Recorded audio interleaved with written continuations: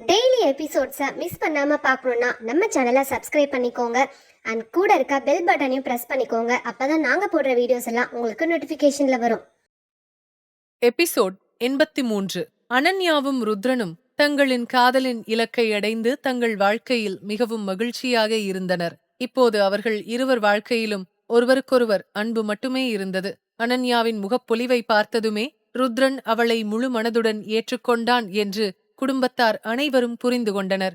அனைவரும் அவர்களை ஒன்றாக பார்த்ததில் மிகவும் மகிழ்ச்சியடைந்தனர். ருத்ரனும் இப்போது வீட்டிலும் வேலையிலும் எல்லோருடனும் நேரத்தை செலவிட ஆரம்பித்தான். தன் வாழ்நாளில் தான் தவறவிட்டது என்னவென இப்போதுதான் அவன் உணர்ந்தான். குடும்பம், காதல் என அனைத்தும் இருந்தது. ஆனால் குடும்பத்திடம் அன்பு காட்ட அவனிடம் நேரம்தான் இருந்ததில்லை. ருத்ரன் அதற்காக நேரம் ஒதுக்கியது இல்லை. ஆனால் அனன்யா அவன் வாழ்வில் வந்ததிலிருந்து அனைத்தும் மாறிவிட்டது. இப்படி சந்தோஷத்துடனும் மகிழ்ச்சியுடனும் நாட்கள் கழிந்து கொண்டிருந்தன. ருத்ரன் மற்றும் அனன்யாவின் வாழ்வில் காதல் தீப்பொறி இருந்த அதே வேளையில் ரோஹனின் வாழ்வில் மகிழ்ச்சி புளித்துப் போயிருந்தது. சில நாட்களாக அவன் சற்று அமைதியாகவே இருந்தான். அதை அனன்யாவும் கவனித்துக் கொண்டுதான் இருந்தாள். ஆனால் அவனிடம் எதுவும் கேட்க அவளுக்கு நேரம் கிடைக்கவில்லை. ஏனென்றால் சரியாக இப்போது அவனுடைய படிப்பும் முடிந்திருந்தது. அதனால் ருத்ரன் வலுக்கட்டாயமாக அவனை ஆபீஸுக்கு இழுத்துச் சென்று அவனிடம் சில பொறுப்புகளை ஒப்படைக்க ரோஹனும் அதில் தீவிரமாக இறங்கிவிட்டான். ருத்ரன் ஆபீஸில் ஸ்ட்ரிக்ட் பாஸ் தான். அது யாருக்கு என்றாலும் அதில் ரோஹனும் தப்பிக்க முடியவில்லை. எனவே ரோஹன் ருத்ரனின் தம்பியாக இருந்த போதிலும் அவனுக்கும் அதே சாதாரண பணியாளரின் ட்ரீட்மெண்ட் தான். நேரத்துக்கு வருவது, சரியான நேரத்தில் கிளம்புவது, வேலையில் அலட்சியமென்றால் முதலாளி சீனியரிடம் திட்டு வாங்குவது, அதே சமயம் எல்லா வேலைகளையும் பக்குவத்துடன் கையாள்வது என அனைத்தையும் அவன் தாங்கிக் கொள்ள வேண்டியிருந்தது. இதனால் பாவம் ரோஹன் உண்மையில் மிகவும் மோசமான நிலையிலிருந்தான். ருத்ரன் தன் மேற்பார்வையிலேயே அவனை எல்லாவற்றையும் செய்ய வைத்ததால் தப்பிக்க எந்த வழியும் அவனுக்கு கிடைக்கவில்லை. 2 வாரங்கள் கடக்க ரோஹன் சோகமான மனநிலையில் காரிடாரில் நடந்து கொண்டிருந்தான். அவன் முகத்தில் பிரச்சனையும் அமைதியின்மையும் கலந்த வெளிப்பாடுகள் இருந்தன. தனுஷும் அவனுடன் இருந்தான். காரிடாரின் சுவரில் சாய்ந்து கைகளை கட்டிக்கொண்டு நின்றவன் நீண்ட நேரம் ரோஹனின் செயல்களை பார்த்து கொண்டிருந்தான். ரோஹன் தன் தலைமுடியை சொரிந்து கொண்டே அமைதியற்ற குரலில், மச்சி, இதுக்கு வாய்ப்பே இல்ல, நீ ஏதோ தப்பா கேள்விப்பட்டிருப்ப என்றான். பெருமூச்சு விட்ட தனுஷ் நிதானமாக ரோஹனை பார்த்து, எனக்கு மட்டும் இத சொல்ல ஆசையா? ஆனா உண்மையை மறைக்கிறதுனாலயோ பொய்யான ஆறுதலாலேயோ எந்த பயனும் இல்ல. அதனால அடுத்து என்ன செய்யறதுன்னு யோசி. அவளை எப்படி நீ தடுத்து நிறுத்த போற? முதல்ல இங்கிருந்து எப்படி உன்னால கிளம்ப முடியும் என்று வரிசையாக கேட்டான். ரோஹன் நகங்களை கடித்தபடி, அண்ணாதான் இங்க பெரிய பிரச்சனையே. அவர் எப்பவும் சிசிடிவி கேமரா மாதிரி என்ன வாட்ச் பண்ணிட்டே இருப்பாரு. அவர்கிட்ட பெர்மிஷன் வாங்காம என்னால நகரக்கூட முடியாது. இந்த காரிடாருக்கு வர்றதுக்கே எனக்கு பெர்மிஷன் கிடையாது. வெளிய போறதுக்கு சான்ஸே இல்ல. ஈவினிங் ரிப்போர்ட் வேற சப்மிட் பண்ணணும். எப்படி இங்கிருந்து தப்பிச்சு போறதுன்னே எனக்கு தெரியல என்றான். தனுஷ் யோசனையுடன், ரோஹன், நீ எதை செய்யறதுனாலும் சீக்கிரமா யோசி, நமக்கு நேரம் இல்ல என்றான். ரோஹன் தன் கையில் இருந்த வாட்சை பார்த்துவிட்டு, அண்ணா கிட்ட பெர்மிஷன் கேட்கணும்னா நான் அதுக்கேத்த ரீசன் சொல்லணும். ஆனா அவர்கிட்ட நான் என்னன்னு சொல்லுவேன்? எப்படி உண்மையை சொல்ல? எனக்கு எதுவும் புரியல என்று ரோஹன் சொன்னவுடன் இருவருக்குமே ஒரே ஒரு பெயர்தான் நினைவுக்கு வந்தது. இருவரும் ஒருவரை ஒருவர் பார்த்து கண் சிமிட்டினர். ரோஹன் வேகமாக யாருக்கோ போன் செய்து சில நிமிடங்கள் பேசிவிட்டு லேசான புன்னகையுடன், வேலை முடிஞ்சது, எல்லாம் சரியான நேரத்துல நடக்கும்னு நம்புறேன், இல்லனா இன்னைக்கு நான் என்னோட லைஃபையே இழந்துருவேன் என்றான்.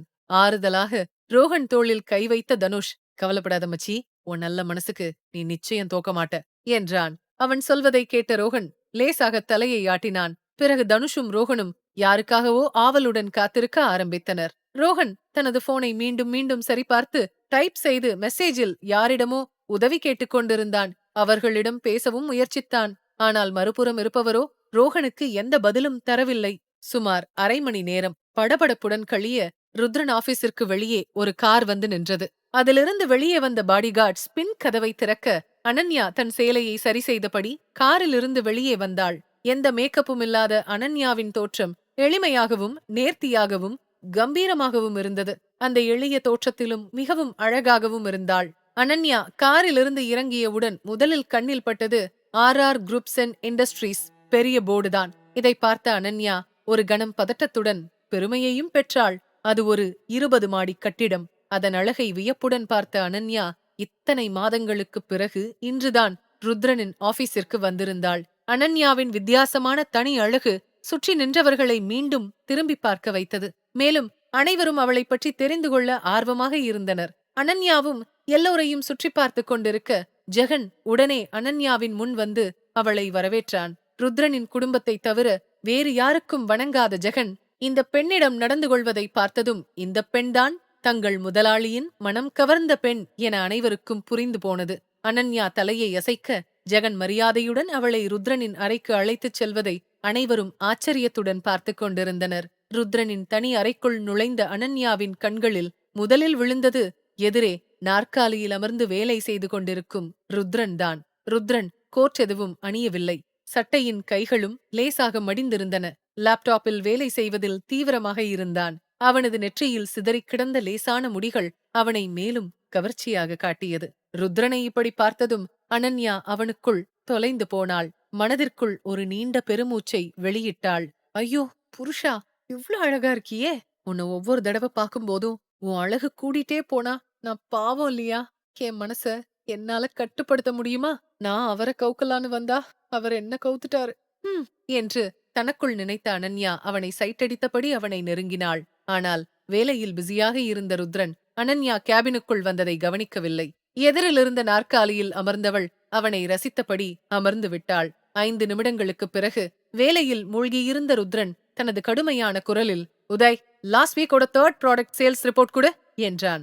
நிமிடத்திற்கும் குறைவான நேர அமைதிக்குப் பிறகும் அவன் கேட்டது கிடைக்காததால் கோபத்துடன், உதய், ஃபைல் என்று கத்தியபடி திரும்பி நிமிர அவனது வார்த்தைகள் அப்படியே நின்று கண்கள் விரிந்தது. ஆச்சரியத்தில் புருவங்கள் உயர்த்தியவன், நீ இங்க என்று தடுமாறினான். அவனது ஆச்சரியத்தை பார்த்த அனன்யா, ஆமா நான்தா, ஏன் வேற யாரையாவது எதிர்பார்த்தீங்களா என்று கேட்டாள்.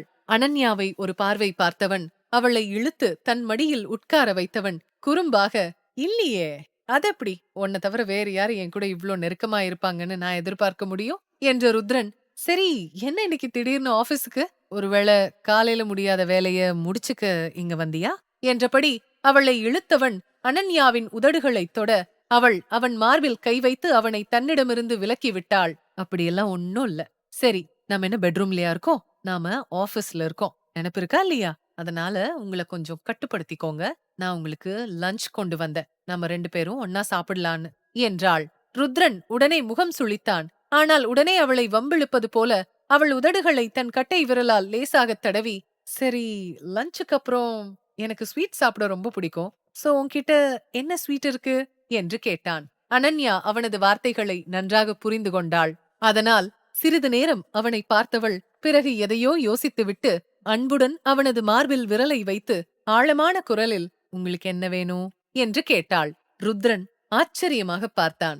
உண்மை என்னவென்றால் அனன்யா அவனுடன் அவ்வளவு எளிதில் ரொமான்டிக் ஆக மாட்டாள். ஒருவேளை அனன்யா ருத்ரனை கொஞ்சம் ரிலாக்ஸாக எதையாவது செய்ய அனுமதித்தால் போதும், அவன் கட்டுப்படுத்த முடியாமல் அவளை படுத்தி எடுத்துடுவான். பின்னர் அனன்யாவுக்கு தான் கஷ்டம். அதனாலேயே இப்படி வந்து பேசுவது தன் மனைவிதானா என ருத்ரனால் நம்ப முடியவில்லை.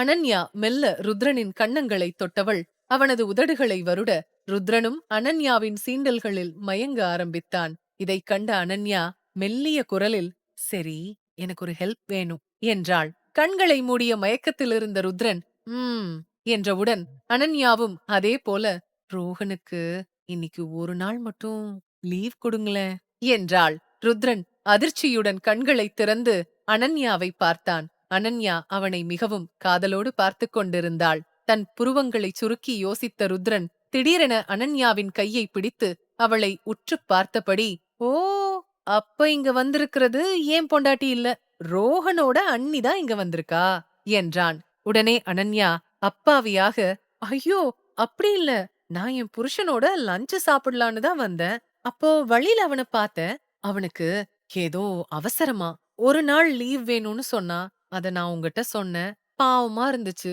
ப்ளீஸ் ஒத்துக்கோங்களேன், ஒரு நாள் தானே, ப்ளீஸ் ப்ளீஸ் ப்ளீஸ் என்று கெஞ்சிய அனன்யா குழந்தையைப் போலவே ருத்ரனை பார்க்க ருத்ரனும் அவளையே பார்த்து கொண்டிருந்தான். அனன்யாவிற்கு வியர்த்து கொட்டியது. டேய் ரோஹன், இப்படி என்ன சிங்கத்துக்கிட்ட மாட்டி விட்டியே, இப்போ இவர் ஒன்ன கூட போக விடுவாரு, ஆனா என்ன விட போறதில்ல என்று தனக்குள் நினைத்துக் கொண்டாள்.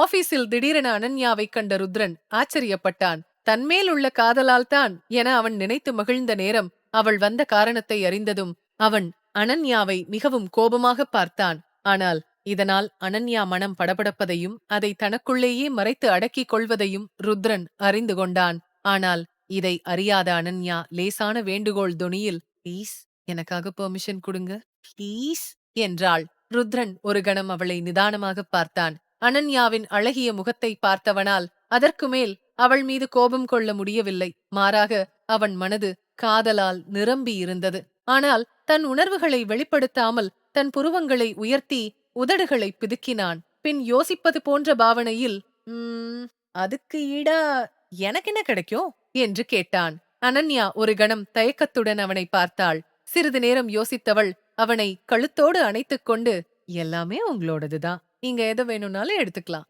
என்றாள். அவள் சொல்வதை கேட்ட ருத்ரனின் உதடுகளில் லேசான புன்னகை தோன்றியது.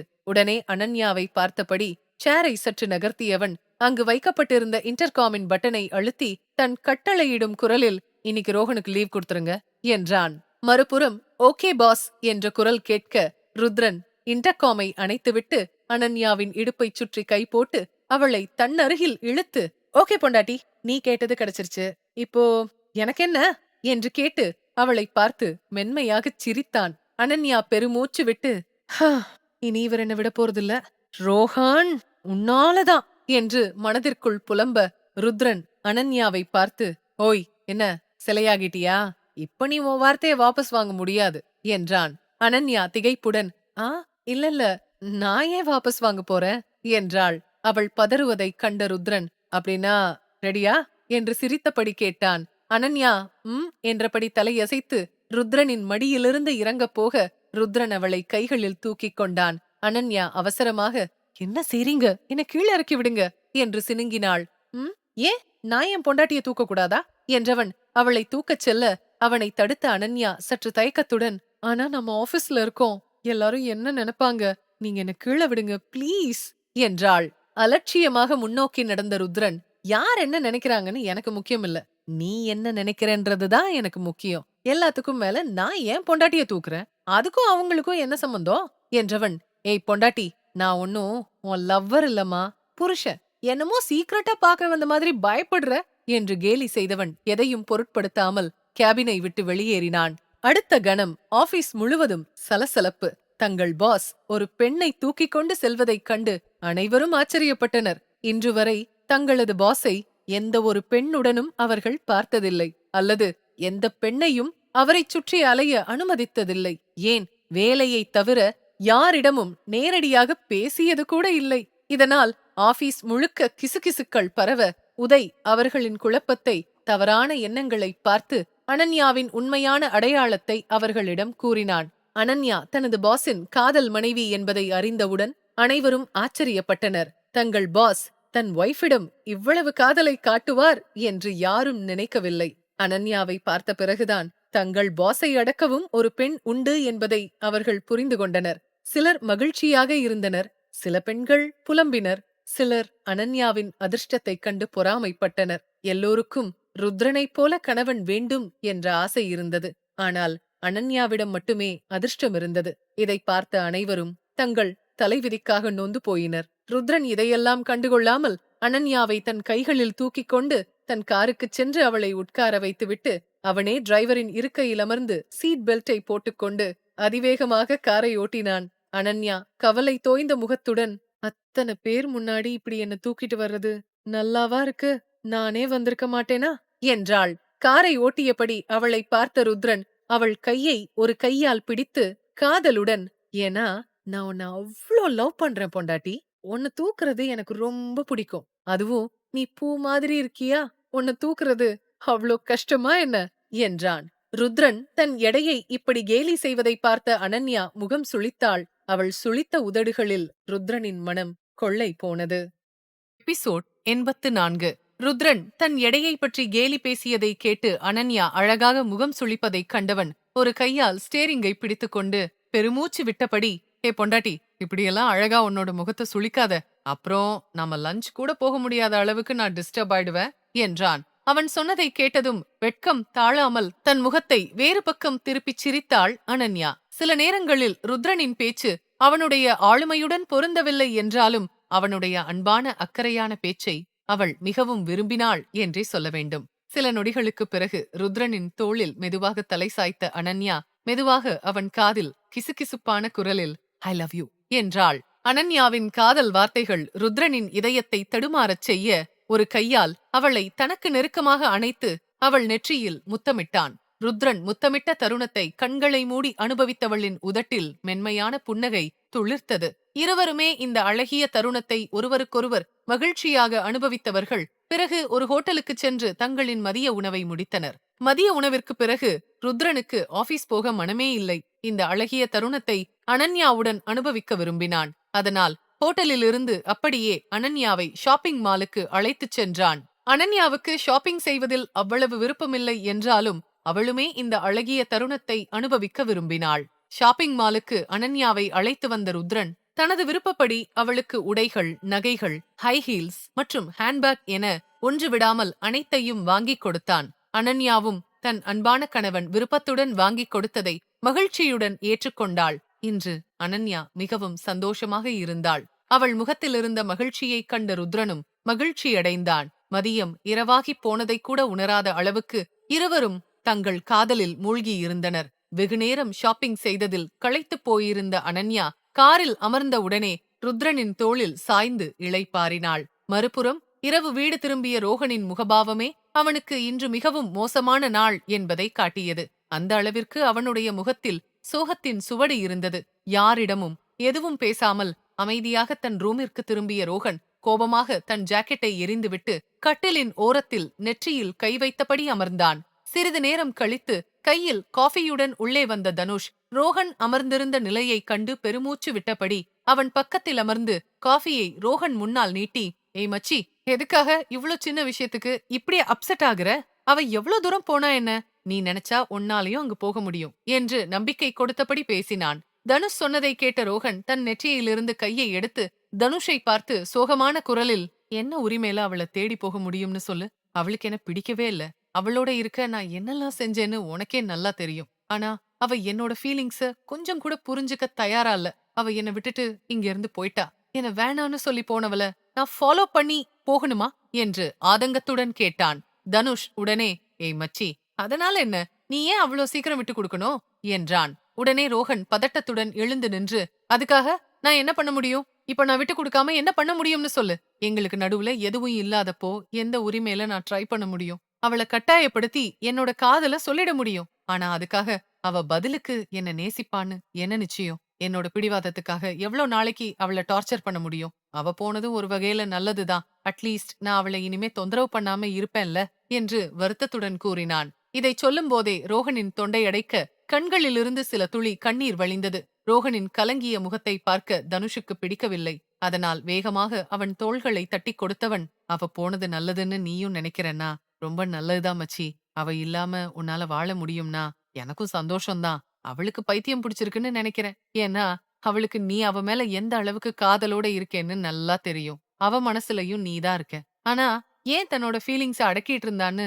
தெரியல. ஆனா சில நேரத்துல பிரிவு கூட உங்களோட காதல சேர்த்து வைக்கும்னு நம்புறேன் என்று ஆறுதல் சொன்னான். தனுஷ் சொன்னதை கேட்டு ரோகன் மென்மையாக புன்னகைத்து, எதை வச்சு நீ இப்படி எனக்கு ஆறுதல் சொல்றேன்னு தெரியல. இனிமே நாங்க சேர சான்ஸ் கொஞ்சமும் இல்ல. அவன் நிரந்தரமா போயிட்டா என்றான். ரோகன் இதை சொன்னவுடன் ஒரு குரல், அவ எங்கேயும் போல என்று அவர்கள் காதுகளுக்கு கேட்டது. சில நாட்களுக்கு பிறகு ஒரு நாள் காலையில் படுக்கையில் தூங்கிக் கொண்டிருந்த அனன்யா அறைக்குள் வெளிச்சம் வருவதைக் கண்டு எழுந்தாள். கண்களை சிமிட்டி மெதுவாக கண்களை திறந்து முதலில் பார்த்தது ஜன்னலைத்தான். இதமான காலை சூரியனை பார்த்ததும் அவள் முகத்தில் தானாக ஒரு புன்னகை பூத்தது. சிரித்துக்கொண்டே சுற்றுமுற்றும் பார்த்தபோதுதான் ருத்ரன் அறைக்குள் இல்லை என்பதை கவனித்தாள். உடனே வேகமாக தன் உடைகளை சரி செய்து கொண்டு படுக்கையிலிருந்து கீழே இறங்கினாள். அவள் இந்த நேரத்தில் பிங்க் நிற நைட் கவுன் அணிந்திருக்க அது அவளுடைய உடலோடு உடலாக ஒட்டிக் கொண்டிருந்தது. படுக்கையிலிருந்து கீழே இறங்கியவள் தன் தலையை சரி செய்து கொண்டே ரெஸ்ட் ரூமை நோக்கி போகையில் யாரோ அறைக்குள் வரும் சத்தம் கேட்டு நிமிர்ந்து பார்த்தபோதுதான் ருத்ரன் டிரெஸ்ஸிங் ரூமிலிருந்து ஆபீஸிற்கு தயாராகி வெளியே வந்ததை கவனித்தாள். இன்று Rudran sky blue formal shirt and pant அணிந்திருந்தான். ஒரு கையில் டையும் மறு கையில் கோட்டும் வைத்திருந்தான். வெளியே வந்த ருத்ரன் அனன்யாவை நோக்கி டையை நீட்டினான். அனன்யாவும் சிரித்துக்கொண்டே அவனை நோக்கி வந்து ருத்ரனின் கையிலிருந்த டையை வாங்கி அவனுக்கு போட்டுவிட ஆரம்பித்தாள். ருத்ரனும் லேசான புன்னகையுடன் அனன்யாவின் இடையை பிடித்துக்கொண்டு அவளை தன் பக்கம் இழுத்தான். அனன்யா அவனுக்கு நெருக்கமாக வந்த அடுத்த நொடி அவள் கண்களை முத்தமிட்டு, ஏய் பொண்டாட்டி, இப்படி காலங்காத்தால இப்படியெல்லாம் ட்ரெஸ் பண்ணி என்ன மயக்கனா என்ன அர்த்தம்? நான் ஆபீஸ் போறதுல உனக்கு இஷ்டம் இல்லையா என்று அவள் காதில் கிசுகிசுத்தான். ருத்ரனின் வார்த்தைகளை கேட்ட பிறகுதான் அனன்யாவிற்கு அவள் இன்னும் நைட்டியில் இருப்பது சட்டென நினைவுக்கு வந்தது. வெட்கத்துடன் ருத்ரனிடமிருந்து தன்னை விடுவித்துக் கொள்ள முயன்றவள், இதையெல்லாம் நீங்க ஏன் கவனிக்கிறீங்க? அமைதியா ஆபீஸ் கிளம்புங்க என்றாள். அனன்யாவின் முகத்தில் விழுந்திருந்த அவளது முடிகளை மெதுவாக பின்னுக்கு தள்ளிய ருத்ரன் ரொமான்ஸ் நிறைந்த மயக்கும் குரலில், ஆனா நான் என்ன பண்றது பொண்டாட்டி? நீ என்ன அப்படி பாக்குற மாதிரி செய்றியே, இதுல ஏன் தப்பு எதுவும் இல்ல, எல்லாம் உன்னோட தப்புதான் என்றான். ருத்ரன் சொன்னதை கேட்ட அனன்யா அவனை முறைத்துப் பார்த்து, பிறகு தன் கைகளினால் அவன் கண் இமைகளை மூடி, இது என்னோட தப்பும் இல்ல, எல்லாம் உங்களோட தப்புதான், முதல்ல என்ன டைய மாட்ட விடுங்க என்று சினுங்களுடன் சொல்லிக்கொண்டே அனன்யா மீண்டும் டையை கட்ட ஆரம்பித்தாள். உடனே ருத்ரனும் கண்களை மூடிக்கொண்டு புன்னகைத்தான். அவன் கண்ணிமைகள் மூடினாலும் கை விரல்கள் சும்மா இல்லாமல் அனன்யாவின் இடையில் கோலமிட ஆரம்பித்தது. ருத்ரனின் விரல்கள் அவள் இடையில் அங்குமிங்கும் அசைய, கூச்சத்தில் அனன்யாவின் முகம் வெட்கத்தில் சிவந்து போக அவள் மெல்ல மெல்ல தன் கட்டுப்பாட்டை இழந்து கொண்டிருந்தாள். அனன்யா ருத்ரனின் கையை எடுக்க முயன்றபோது அவன் குறும்புடன் அவள் காதில் கிசுகிசுப்பாக, என்னாச்சு பொண்டாட்டி, ஏன் டை கட்டுறத நிறுத்துற? பாரு, நான் தான் நீ சொன்னதும் கண்ணை மூடிட்டனே, இப்ப என்னோட கண்ணுல கூட எந்த தப்பும் இல்லையே என்றான். அனன்யா ருத்ரனின் மூடிய கண்களை உற்று பார்த்துவிட்டு தன்னையே நொந்து கொண்டாள். எப்போதும் ஏதாவது சாக்கு சொல்லி ருத்ரன் அவளை தொந்தரவு செய்து கொண்டே இருக்க அனன்யாவும் அவனுக்கு டையை கட்டிவிட்டு வேலையை சீக்கிரம் முடிக்க நினைத்தாள். ஆனால் ருத்ரன் அவளை விடுவதாக இல்லை. தன் குறும்புகளை தொடர்ந்து கொண்டே இருந்தான். சில சமயங்களில் அனன்யாவின் கழுத்தை அன்பாக தடவிக் கொடுத்தான். சில சமயங்களில் அவளது காது மடலில் தன் சூடான மூச்சுக்காற்றை ஊதி அவளை மேலும் மேலும் தொந்தரவு செய்து கொண்டே இருந்தான். அனன்யா டையை கட்டி முடிப்பதற்குள் அவளது தோள்களிலும் கன்னங்களிலும் மாறி மாறி முத்தமிடத் தொடங்கினான். அனன்யாவும் வேகமாக டையை கட்டி முடித்துவிட்டு, அப்பாடா, ஒரு வழியா முடிச்சிட்டேன், இப்போ நீங்க ஆபீஸ் போலாம் என்றாள். அவள் சொன்னதை கேட்ட ருத்ரன் வேகமாக கண்களை திறந்து தன் டையை பார்த்தான். பிறகு அனன்யாவை பார்த்தான். கிளம்புவதற்கு மனமில்லாமல் அவளின் கையை பிடித்துக்கொண்டு அப்பாவியான முகபாவனையுடன், கட்டி முடிச்சிட்டியா? ஓகே, நான் கிளம்புறேன், பாய் என்று சொல்ல அனன்யாவும் குறும்புடன் புன்னகைத்து, இங்க ஏற்கனவே பல தடவை குட் பை சொல்லிட்டீங்க, முதல்ல கிளம்புங்க, டைம் ஆயிடுச்சு என்றாள். கிளம்புங்க என்று அனன்யா சொல்லிவிட்டு ருத்ரனின் பிடியிலிருந்து விலக முற்பட ருத்ரன் அவளை மீண்டும் நெருங்கி அணைத்துக் கொண்டே, இப்படித்தான் என் பொண்டாட்டி சொல்லுவா, ஆனா ஏதாவது வேணும்னா அவளே எடுத்துக்குவா, அதே மாதிரி இப்ப அவளே தரலனாலும் நானே எடுத்துக்கிட்டுமா என்று தனக்குள் கேட்டுவிட்டு உடனடியாக அனன்யாவின் உதடுகளை தன் உதட்டால் சிறைப்பிடிக்க ஆரம்பித்தான். பின்னர் அவளின் உதடுகளை லேசாக கடித்தவன் பெருமூச்சு விட்டு அனன்யாவை பார்த்து புன்னகைத்தவன் மீண்டும் அவள் உதடுகளை தன் வசமாக்கினான். அனன்யாவும் இப்போது ருத்ரனின் முன்னால் தன் தோல்வியை ஏற்றுக்கொண்டாள். அவனுக்கு எதிராக தன்னால் ஒருபோதும் வெற்றி பெற முடியாது என்பது அவளுக்கு நன்றாகவே தெரியும். அதனால் அவளும் அவனது காதல் விளையாட்டில் தொலைந்து போக ஆரம்பித்தாள். அப்போது சட்டென கதவு திறக்கும் சத்தம் கேட்டது. அதில் பீதியான அனன்யா ருத்ரனை வேகமாக தன்னிடமிருந்து பிரிக்க முயன்றாள். ஆனால் ருத்ரன் அவளை விட்டு விலகத் தயாராக இல்லை. அதனால் அனன்யா வேகமாக அவன் உதட்டை கடித்துவிட்டு அவனிடமிருந்து விலகினாள். ருத்ரன் விலகியதும் சரியாக அறையின் கதவு திறக்கப்பட ரோஹன் வேகமாக உள்ளே வந்து, அண்ணி, டைம் ஆயிடுச்சு என்றான். ரோஹன் திடீரென அறைக்குள் வருவதைக் கண்ட அனன்யா ருத்ரனின் பின்னால் ஒளிந்து கொண்டு, ரோஹன், அங்கே இரு என குரல் கொடுத்து அவனை தடுத்து நிறுத்தினாள். போனை பார்த்துக் கொண்டே உள்ளே வந்த ரோஹன் அனன்யா சொன்னதை கேட்டதும் நிமிர்ந்து பார்த்தவன் ஒரு கணம் அப்படியே பின்வாங்கினான். ஏனெனில் ருத்ரன் கோபமான கண்களால் அவனையே உற்று பார்த்து கொண்டிருக்க, அதே சமயம் அனன்யா ருத்ரனின் முதுகுக்கு பின்னால் ஒளிந்து கொண்டிருந்தாள். ஒரு கணம் ருத்ரனின் கண்களை பார்த்து பயந்து போன ரோஹன் அடுத்த கணம் ருத்ரனின் முகத்தை உற்று பார்த்து குழப்பமான முகபாவனையுடன், உங்க லிப்ஸ்ல என்ன இருக்குனா என்று கேட்டான். அவன் சொன்னதை கேட்டதும் தான் ருத்ரன் தன் உதட்டை தொட்டு பார்த்தான். தொடும்போது லேசான வலியை உணர்ந்தவன் அப்போதுதான் தன் விரல்களில் ரத்தம் இருப்பதை கவனித்தான். இதைக் கண்ட ரோஹன் அதிர்ச்சியான குரலில், உதட்ல ரத்தம் வருதுனா, எப்படி அங்க உங்களுக்கு காயம் பட்டுச்சு என்று விசாரித்தான். ரோஹன் சொன்னதை கேட்டதும் அனன்யாவும் வேகமாக ருத்ரனின் உதடுகளை பார்த்தாள். அதில் கொஞ்சம் ரத்தம் வழிந்திருந்தது.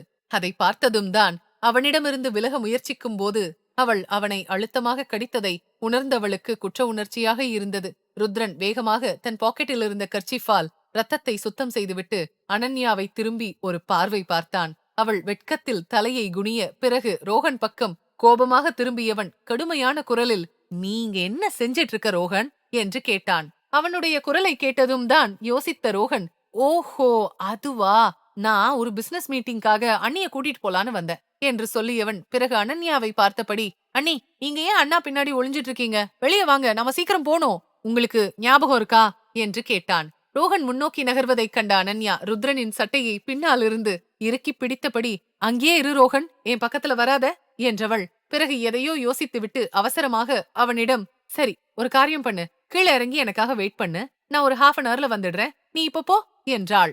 அனன்யா ஏன் ஒளிந்து கொண்டிருக்கிறாள் என்று புரியாததால் அவள் இதை சொன்னதும் குழப்பத்துடன் தலையை ஆட்டினான் ரோஹன். ரோஹனும் அனன்யாவும் ரகசியமாக எங்கோ புறப்படுவதை கேள்விப்பட்டதும் எதையோ யோசித்த ருத்ரன் சட்டென தன் புருவத்தை உயர்த்தி, ஆமா நீங்க 2 பேரும் எங்க போறீங்கன்னு நான் தெரிஞ்சுக்கலாமா என்று கேட்டான்.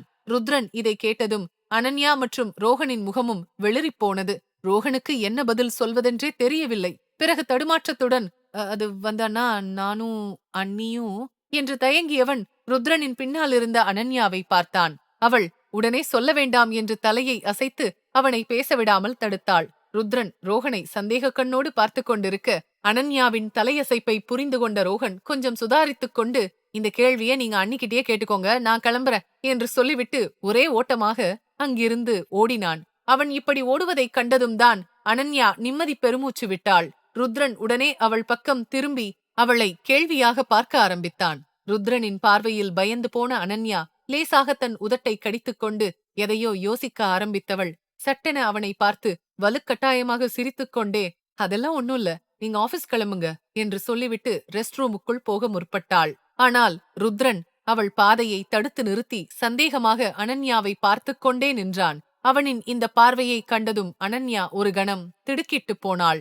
ருத்ரன் தன் ஒரு புருவத்தை உயர்த்தி அவளை பார்க்க அனன்யா பெருமூச்சு விட்டபடி, சரி சரி சொல்றேன், ரோஹனும் நானும் சில வேலையை முடிக்க வெளியே போறோம், போற காரணத்தை வந்து சொல்றேன், உங்களுக்கு எங்க மேல நம்பிக்கை இல்லாம தயவு செஞ்சு பாடி கார்ட கூடவே அனுப்பாதீங்க, அப்போதான் நீங்க என்ன நம்புறதா அர்த்தம், ஓகே பாய் என்று சொல்லிக்கொண்டே அனன்யா ருத்ரனை திரும்பிக் கூட பார்க்காமல் ரெஸ்ட் ரூமுக்குள் புகுந்து கதவை மூடினாள். உள்ளே சென்றதும் தான் ஆழ்ந்த பெருமூச்சு விட்டு தன்னை அமைதிப்படுத்த முயன்றாள். ருத்ரனிடம் போய் கோபத்தை காட்டுவதே உண்மையில் அவளுக்கு கடினமாக இருந்தது. ஆனால் அவளுக்கு வேறு வழி இல்லை. அனன்யா அப்படி செய்யவில்லை என்றால் அவனுடைய கேள்வியே அவளை கொன்றிருக்கும். சிறிது நேரம் கழித்து ருத்ரன் தனது பிரேக்ஃபாஸ்டை முடித்துவிட்டு ஆபீஸ் புறப்படும் போது ஹாலில் பதட்டத்துடன் முன்னும் பின்னும் நடந்து கொண்டிருந்த ரோஹனை கவனித்தான். ரோஹன் நடந்து கொள்வது அவனுக்கு விசித்திரமாக இருந்தது. ருத்ரன் எதையோ யோசித்துவிட்டு ரோஹன் அருகில் வந்தபோது மாடிப்படியில் யாரோ இறங்கி வரும் சத்தம் கேட்டது. உடனே அவனது கவனம் மாடிப்படியை நோக்கிச் செல்ல அனன்யா படியில் மெதுவாக இறங்கி வருவதைக் கண்டதும் அவனது மூச்சுக்காற்று சட்டென நின்றது. அனன்யா ஒரு சாம்பல் நிற டி-ஷர்ட் ஸ்கர்ட் அணிந்திருந்தாள். ருத்ரன் அவளை கண்களை விரித்தபடி இமைக்காமல் அப்படியே பார்த்து கொண்டிருந்தான். கழுத்தில் மெல்லிய செயினும் அதற்கு மேட்சாக கம்மலும் அணிந்திருக்க மொத்தத்தில் ஒரு மாடலைப் போல இருந்த தன் மனைவியையே பார்த்து கொண்டிருந்தான் ருத்ரன். சில நொடிகளில் ருத்ரன் தன் மனைவியின் இத்தகைய மாற்றத்தைக் கண்டு வியந்தான். ஸ்டைலாக நடந்து வந்து ருத்ரனின் முன்னால் வந்து நின்ற அனன்யா புன்னகையுடன் அவனை பார்க்க ருத்ரன் இன்னும் அவளை இமைக்காமல் பார்த்து கொண்டிருந்தான். இந்த எபிசோட் உங்களுக்கு பிடிச்சிருந்தா அந்த வீடியோக்கு ஒரு லைக் பட்டன் கொடுங்க. அண்ட் இந்த மாதிரி தொடர்ந்து வீடியோஸ்க்கு நம்ம சேனலை சப்ஸ்கிரைப் பண்ணிக்கோங்க. தேங்க்யூ.